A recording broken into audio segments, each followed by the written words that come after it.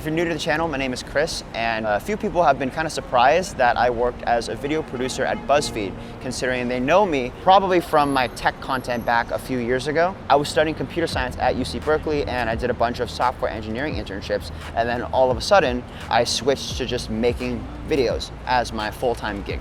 Part of it was very predictable, and then there were a few key moments that were really not typical, but I'm pretty sure a lot of people who make a switch like this are gonna have something that's very unpredictable, very untypical.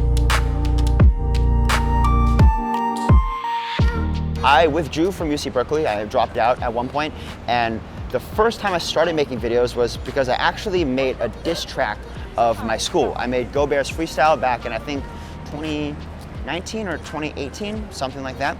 And my brother produced it, we made the track, we posted it on Spotify, and it hit like 190,000 streams or something like that. So we were like, okay, might as well make a music video for it. So we produced a music video, one of my friends shot the video, and then I downloaded Premiere Pro to edit it. And I was like, wait a second, this is actually super fun. So we made it so that we could post it on the meme page at UC Berkeley. It was UC Berkeley Memes for Edgy Teens. We posted it on the page, and it was pretty well received. So I was like, you know what? Let me keep making meme videos. So I started making a bunch of shit posts for the meme page. From that point on, I was like, okay, I might as well make a YouTube video. And my thinking when starting a YouTube channel was, I just need to focus on getting good at making videos rather than becoming a YouTuber per se. So I thought, okay, the best way to learn for me is to make videos that are already pretty well received from other people and are generally doing pretty well. So I picked, okay, what am I doing at the time that might be interesting to people? I was studying computer science and I was doing internships. What kinds of videos were people really liking? People were liking educational videos, and people seemed to like day in my life kind of vlogs. So I thought, okay, just duct tape the two together and get started. So I just picked like 5 of the most popular videos that I saw on my feed that were somewhat relevant to me, and I just remade them in my own version. So I made a day in my life as a software engineering intern, how I passed coding interviews, some other videos that were a little bit more personal. I think I made a how I got internships video, and I need to go back and check. So I'll talk more about the process of learning how to make videos and getting better at making videos and launching my YouTube channel. But let's fast forward a little bit. So after making videos for a few years, someone reached out to me from BuzzFeed. They didn't really ask me about anything video related, but they actually found my tech YouTube videos and they asked me for help with a startup. So I actually did some UX consulting based on that lead. And then from there, I applied to BuzzFeed, and then BuzzFeed reached back out to me, I think a few months later actually. It took a while. I don't know if it was because of that referral or that inside lead that I got from the former senior creative manager, but I have to admit that it probably helped. So BuzzFeed reached out to me, and then I started making videos on a freelance basis while I was in the Bay Area.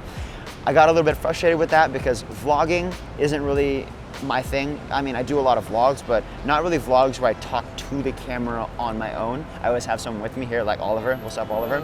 And then also, when I was hosting people for BuzzFeed, you have to FaceTime your guest and then have them get their phone and point it at themselves and then like direct them on how to film themselves. So it was pretty bad, so I thought, okay, I'm just gonna go to the studio in New York and I'm gonna do this for real. So I came here, continued ramping up the rate at which I was producing videos for BuzzFeed, and then it basically became a full-time thing just very gradually. So then I came to New York and was making videos here. I made a few YouTube videos here and started doing freelance videos for other gigs, and I would consider myself a video creator here in New York. I feel pretty settled right now, and it's been a lot of fun. So another question people ask is, will I ever go back into tech? And that's a probable yes. I'm pretty sure I'll end up back in tech at some point. I don't know if it's permanent, but I do want to end up back in tech, in software engineering, and I want to do it in some capacity that I would be able to continue making videos. Maybe not full-time, maybe like part-time or on the side, but I do want to keep both in my life to some extent. Maybe not both at the same time all the time, maybe like sometimes I'll focus on one, sometimes I'll focus on the other, but I do want both to be a big part of my life going forward. Oh, so Oliver just asked, is there more stability in tech than in video? Absolutely. So from my experience, tech, you just go beep, boop, boop, 6 figures, right? And then media, you're always constantly trying to scramble for the next thing. From my experience, even if you do have a full-time job in media, you're still scrambling to figure out your next project, your next idea, your next thing that you're working on. I'm sure that happens in tech. Yeah, your next trend that you're following. It might be similar in some ways in tech, but there's more of a top-down kind of delegation of responsibility such that it's not all on you, or it doesn't feel like it's all on you in the same way. So another thing is when people ask me about whether or not I prefer one or the other, I don't think it's specific to the actual domains themselves, like the topic of video making versus the topic of making, doing software, right? It's more like there are components of each that suit different parts of my personality. So yes, I am a creative person naturally, but that doesn't mean I have to pick something that's stereotypically creative versus something that's stereotypically not creative. There are ways that I can go into software engineering and have more of a creative role, or feel like I'm working on something creatively in software engineering, right? In the same way, I can be very technical and very engineering minded in video making, but not necessarily be an engineer.